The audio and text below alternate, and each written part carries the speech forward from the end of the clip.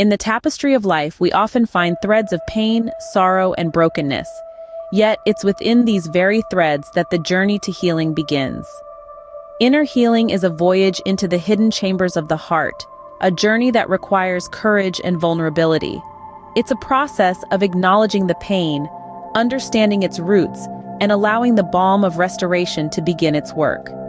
Emotional healing, on the other hand, is about embracing the full spectrum of our feelings, learning to navigate the stormy seas of sorrow, and painting our lives with brighter hues once more.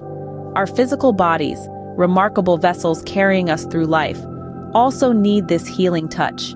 It's a dance between self-compassion, healthy practices, and sometimes a divine intervention.